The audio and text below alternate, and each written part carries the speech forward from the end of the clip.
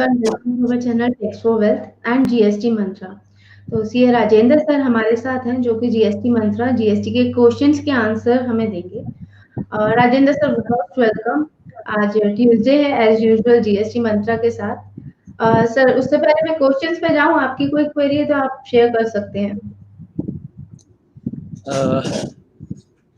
Madam मेरी क्या query होनी है, मैं तो सिर्फ यही कहूँगा कि सभी का धन्यवाद, सभी जो हमारे साथ जुड़े हैं उनका बहुत बहुत धन्यवाद और आप आगे शुरू कीजिए। जी सर। तो सर मैं क्वेश्चन से स्टार्ट करती हूँ। सबसे पहले फर्स्ट ऑफ ऑल मेरा क्वेश्चन है, if a person A gives a contract to contractor B to construct his house for a lump sum amount of rupees 1 crore plus GST. Contractor B buys material etc. on his account, also makes payment to architect etc. Is contractor B entitled on ITC on inputs and input services? देखिए ma'am, ये जो सवाल है, this question is relating to input tax credit. अब ये जो input tax credit की बात हो रही है, यहाँ पर जो प्रॉब्लम वो विजुलाइज कर रहे हैं, वो कर रहे हैं section 17 subsection 5 clause C and D की। तो मैं बताना चाहूंगा कि ये जो रिस्ट्रिक्शन है 17(5) सी एंड डी की, that restriction is on when you are receiving these input services, basically works contract services। आप कोई कंस्ट्रक्शन एक्टिविटी कर रहे हैं और उसमें अपने लिए कर रहे हैं, किसी से करवा रहे हैं, तो उस केस में ये रिस्ट्रिक्शन होगी। अदरवाइज अगर आप एक कॉन्ट्रैक्टर हैं और आपने किसी बेसिकली आप you are in the services of providing works contract services, तो उस केस में आपको इनपुट टैक्स क्रेडिट अलाउड होगा। और यहाँ पर जो सवाल पूछा है उन्होंने कि भाई इनपुट और इनपुट सर्विसेज का क्रेडिट मिलेगा, बिल्कुल मिलेगा सर आपको इनपुट एंड इनपुट सर्विसेज का, there is no problem at all. जी sir. Sir moving to my next question, I am an Indian resident. If I facilitate a deal between seller country, Malaysia, and buyer company Egypt, and the seller agrees to pay me $50 per metric ton, do I have to pay GST on this? If so, how much %? देखिए ये सवाल हम पहले भी अपने यहाँ पर अपने प्रोग्राम पे डील कर चुके हैं, बट फिर से आया है, तो एक्चुअली ये सवाल थोड़ा सा कहीं ना कहीं पर्टिनेंट सवाल है। बेसिकली क्या है कि अगर आपने एक नॉन टैक्सेबल टेरिटरी से दूसरी नॉन टैक्सेबल टेरिटरी में गुड्स बिकवा दिए हैं, तो उस केस में बेसिकली अगर आप गुड्स की बात करते हैं, आपने तो सर्विसेज दी हैं, तो ये जो सर्विसेज हैं सर, आप भले ही इंटरमीडिएट सर्विसेज में आ जाते हैं, आपका पीओएस इंडिया हो जाता है, लेकिन ये एक्सपोर्ट ऑफ सर्विस ट्रीट की जाएगी। और बेसिकली मैं ये कहूँगा कि ये जो है आपको एग्जम्पशन है नोटिफिकेशन 22/17 में 20/17 में, एंट्री नंबर 12AA है, 12AA कैपिटल ए। वहाँ पर अगर आप इस तरह की सर्विसेज दे रहे हैं किसी एक व्यक्ति को जो कि एक नॉन टैक्सेबल टेरिटरी में बैठा है और किसी दूसरे नॉन टैक्सेबल टेरिटरी में वो सर्विसेज आप प्रोवाइड करवा रहे हैं, उससे गुड्स बेच रहे हैं बेसिकली आपने जो बताया, तो उस केस में ये जो सर्विसेज आपकी बनती हैं, ये सर्विसेज जो हैं वो आपकी एग्जेम्प्ट होंगी, इस पर टैक्स नहीं लगेगा दोस्तों। सर दीपिका जी का एक क्वेश्चन है। Thank you Deepika ma'am for joining. Deepika ji is from Panipat. Okay, most welcome Deepika ji. Sir, my query is how GST applies in case of wholesaler, retailers, chain system. At every stage, GST applies means to compete with market rates. Company have to reduce its margin. देखिए ma'am, आपका जो सवाल है वो basically tax में involvement इस सवाल की कम है, लेकिन फिर भी ठीक है आपकी बात कि अगर आप होलसेलर रिटेलर चेन सिस्टम में हैं और हर स्टेज पे जीएसटी लगता है, तो मार्केट रेट को कम्पीट करने के लिए क्या कंपनी को अपना मार्जिन हर बार रिड्यूस करना पड़ेगा? मेरे हिसाब से ऐसा कुछ नहीं है, क्योंकि जो एमआरपीज डिज़ाइन होती हैं वो basically considering all these issues design होती हैं, कंसिडरिंग ऑल दीज प्रॉब्लम्स, और जो कि आप जो जो प्रॉफिट्स हैं those are being shared at every level, and in that situation I don't think so that you have to reduce your margin every time. और दीपिका जी, इससे रिलेटेड अगर आपको कोई सक्सीडिंग क्वेश्चन है तो भी आप हमसे पूछ सकते हैं। So moving to my next question.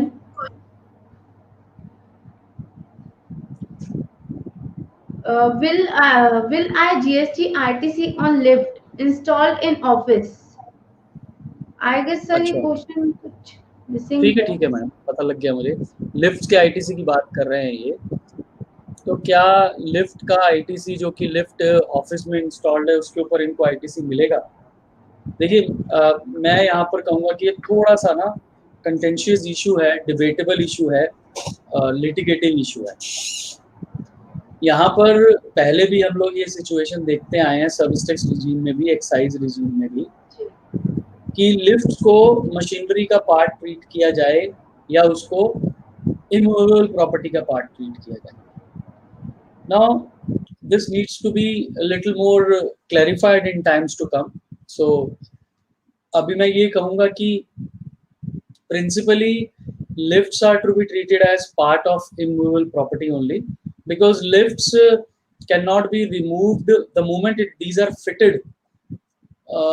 This becomes the part of immovable property only, but you can always say that this can be removed, and that is why there is a lot of litigation about this issue. So अभी फिलहाल अगर आप इसका credit लेना चाहें तो it is going to be litigative, it is going to be problem वाला issue. So I would suggest कि आप इसका क्रेडिट जो है बहुत ही सावधानी से लें और प्रॉपर इसके बेसिस बनाकर, और कुछ जजमेंट्स हैं पुराने जहाँ पर लिफ्ट्स को मशीनरी का पार्ट बनाया गया, और कुछ जजमेंट्स अगेंस्ट में भी हैं, फेवर में भी हैं, अगेंस्ट में भी हैं।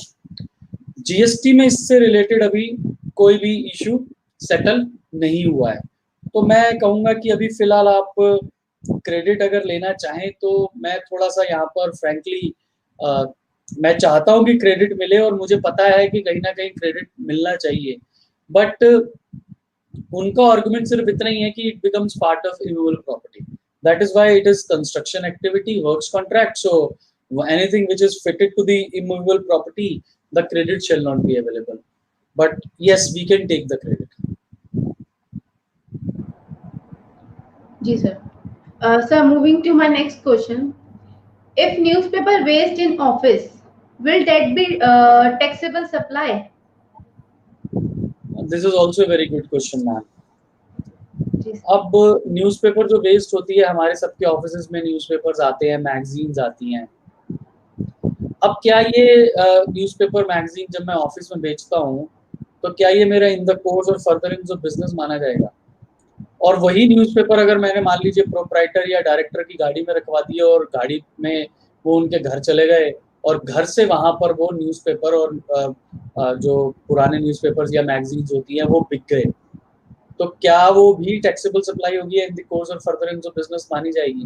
देखिए, मेरा पर्सनल सबमिशन ये है कि जब वो न्यूज़पेपर ऑफिस से बिकेंगे, सेल होंगे, तो that shall be considered to be in the course or furtherance of business. But when those newspapers are to be sold from home, then they shall not be considered to be in the course or furtherance of business, and that shall not be taxable supply. But आपका जो सवाल है वो ये है कि अगर office से बिक रहे हैं तो क्या होगा? तो मेरे हिसाब से वो सप्लाई मानी जाएगी, और उसके ऊपर कोई एग्जम्पशन नहीं है, तो टैक्सेबल सप्लाई मानी जाएगी। सर, दीपिका जी की आगे एक और क्वेरी है। In that case, the person who doesn't have GST number, he would sell at lower price as compared to person having GST number. Company deals in FMC's products, sir. Madam देखिए, अगर जिसके पास GST number नहीं होगा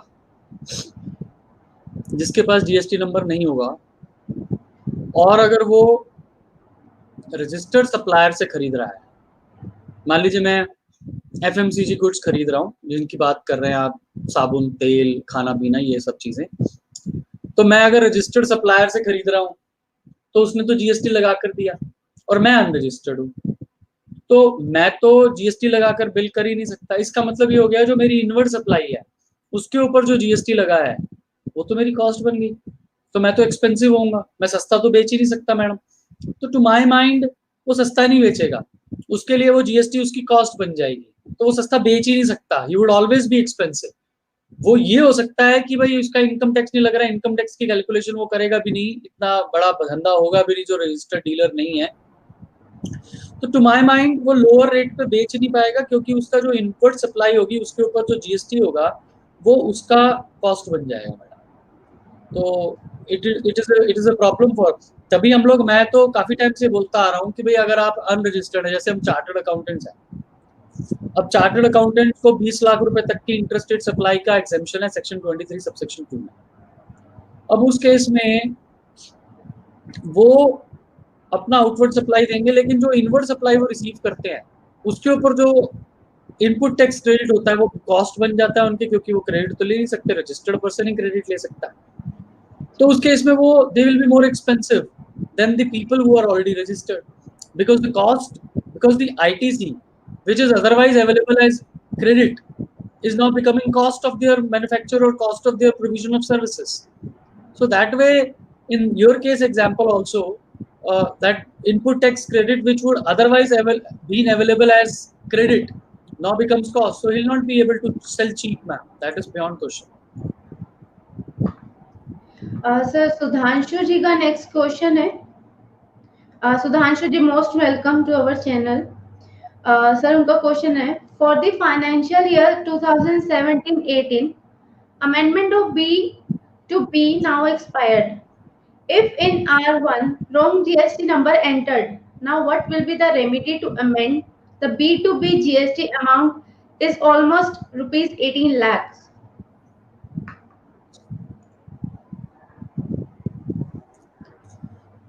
sir देखिए ऐसा है, सुधांशु जी हमारे बड़े अच्छे मित्र हैं, लक्ष्मी नगर में बैठते हैं, चार्टर्ड अकाउंटेंट हैं, बहुत ही मेहनती आदमी है।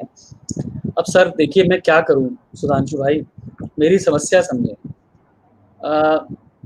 आपका B2B मैं अब चेंज नहीं कर सकता, अब आपका रेसिपिएंट को क्रेडिट नहीं मिल रहा, उसका सोल्यूशन मैं बता सकता हूँ। उसका सोल्यूशन ये है कि 17-18 का केस है, 17-18 में department was not pressing more on the two-way matching. Now if there is no two-way matching, Sudhanshu bhai, so credit is available, otherwise also tomorrow, today also if you would say that two-way match नहीं कर रहा और मेरे पास valid invoice है, तो मैं आपको कहूँगा भैया टेंशन ना लो, आपको क्रेडिट मिलेगा, 101% मिलेगा। लेकिन आपके केस में तो बड़ा क्लियर है कि आपके पास इनवॉइस भी है और आप खुद सप्लायर है और आप ये खुद अपने रेसिपिएंट की प्रॉब्लम के बारे में सोच रहे हैं।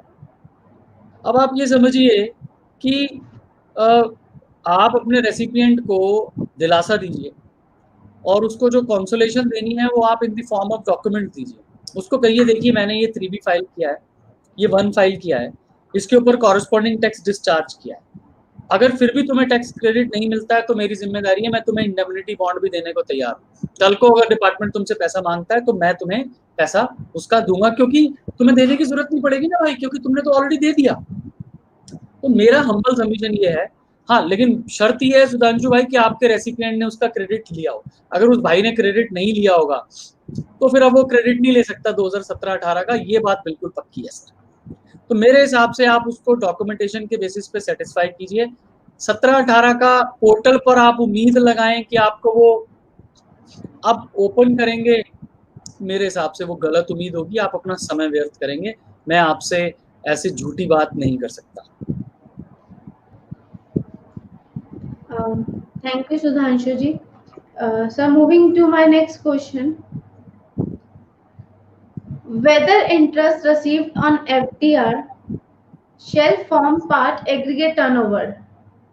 Like, so मैं repeat करती हूँ ये वाला question. Whether interest received on FDR shall form part of aggregate turnover.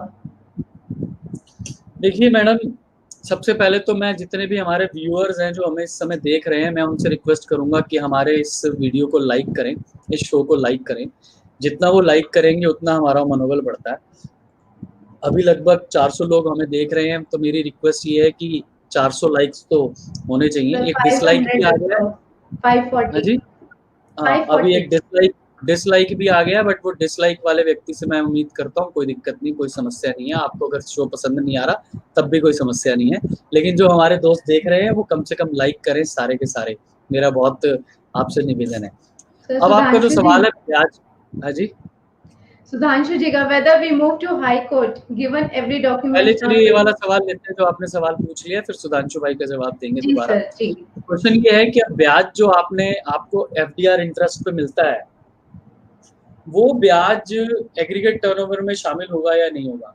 My dear friend, मेरा सबमिशन ये है कि एग्रीगेट टर्नओवर में ये ब्याज बिल्कुल जुड़ेगा सर, चाहे वो एफडीआर इंटरेस्ट पे हो, चाहे वो पीपीएफ इंटरेस्ट पे हो। अगर आप प्रोप्राइटरशिप में बिजनेस कर रहे हैं तो प्रोप्राइटरशिप में जितने भी आपकी एक्टिविटीज हैं, those all shall be considered to be in the course और furtherance of business.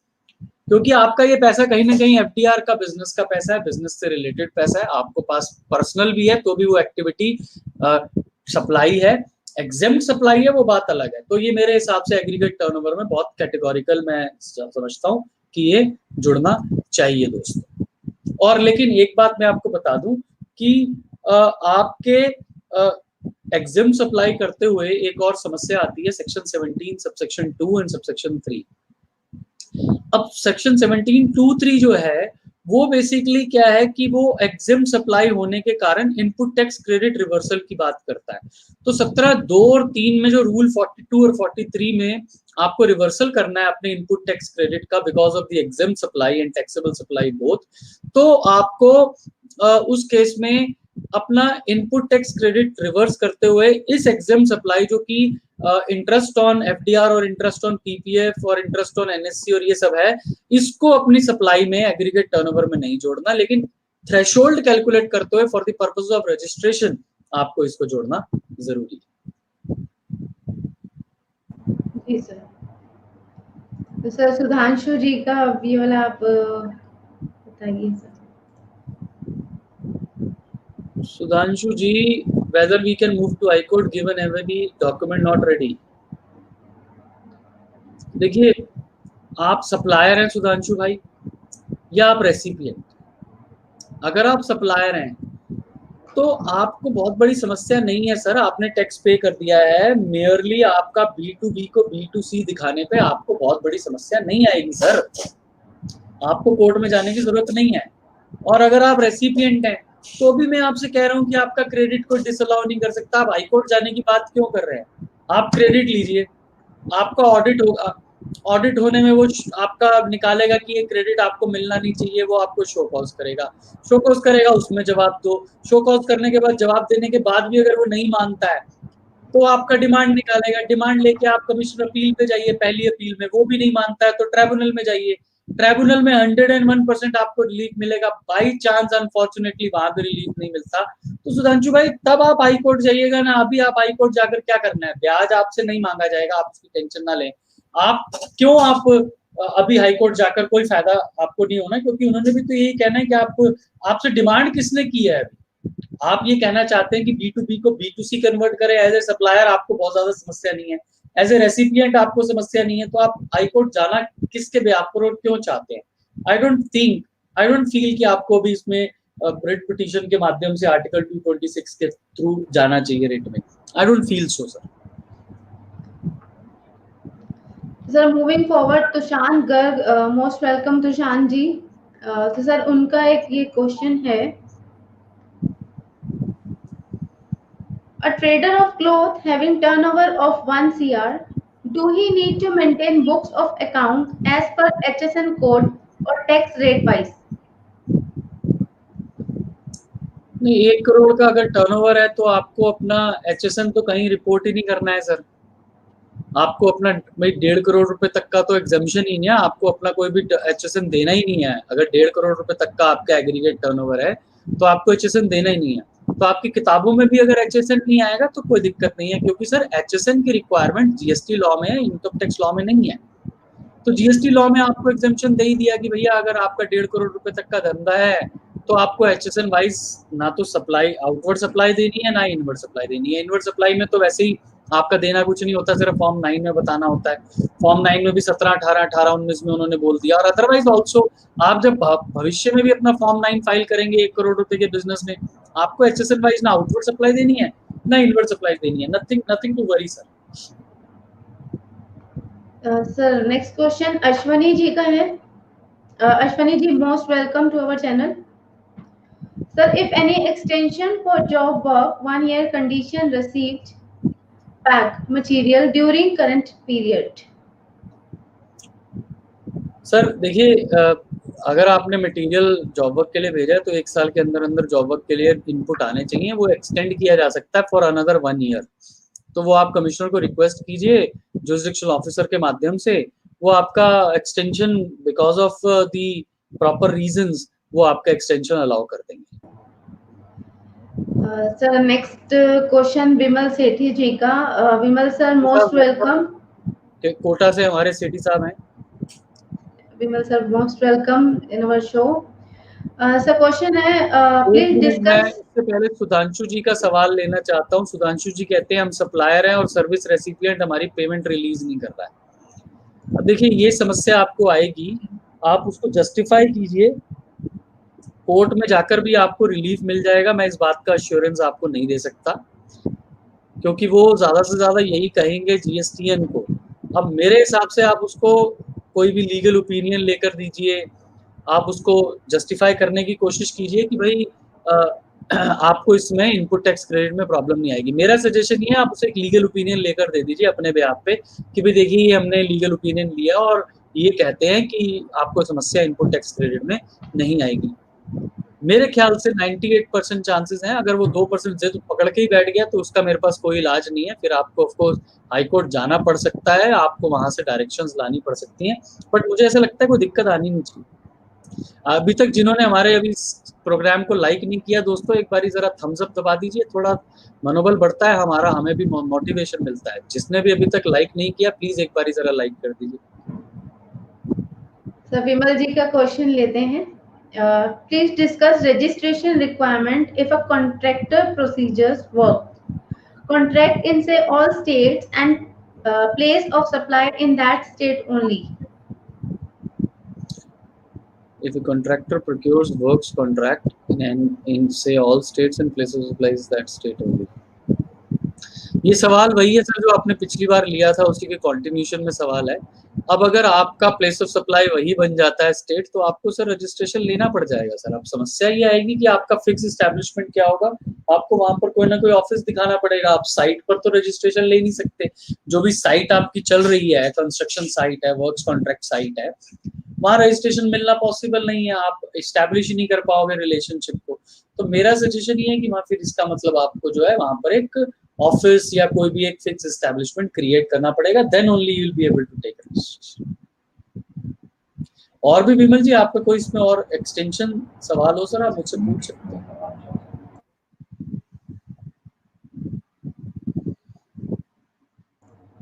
Sir moving to my next question, Vikas ji का सर ये क्वेश्चन है, whether service tech code required if turnover less than 1.50 crore. Answer is no sir. The same thing is whether you are supplier of goods or services, the aggregate turnover if less than 1.5 crore, there is no demarcation whether you are supplier of goods or services. This exemption or relief I would say is for both supplier of goods as well as services. So अगर आपका 1.5 करोड़ से नीचे का काम है तो आपको SCC भी नहीं देने, सर्विस अकाउंटिंग कोड्स भी नहीं देने, हार्मोनाइज्ड सिस्टम ऑफ नॉमेनक्लेचर भी नहीं देने, कुछ देने की जरूरत नहीं है। जी सर। तो राजेंद्र सर नेक्स्ट क्वेश्चंस हम अगले शो में एक बार कंटिन्यू कर लेंगे सर। अभी 25 मिनट है मैडम, एक सवाल ले सकते हैं आप, 3 मिनट है। ठीक है सर, कोई इश्यू नहीं है। फिर बस लास्ट क्वेश्चन ले लेते हैं। लास्ट क्वेश्चन ले लीजिए ma'am. Sir please explain deficiency memo in refund matters. अच्छा, ये सवाल तो बड़ा सवाल है। चलिए मैं फटाफट जवाब देने की कोशिश करता हूँ क्योंकि हमें पता है कि समय की मर्यादा है, हमें 3:30 पे सब शो को ख़त्म करना है। देखिए, डेफिशिएंसी मेमो जो है दोस्तों, आजकल रिफंड्स के प्रोसेस में, अभी मैं पीछे एक डॉक्यूमेंट पढ़ रहा था, 3 साल जीएसटी के होने के उपलक्ष्य में GST and goods and service tax network ने एक डाटा रिलीज किया। उसमें उन्होंने बताया कि रिफंड एप्लीकेशंस लगभग हमारे पास पिछले 36 महीनों में 2 लाख रिफंड एप्लीकेशंस फाइल हुई हैं, जिसमें से 86% केसेस में उन्होंने डेफिशिएंसी मेमो इशू किया है।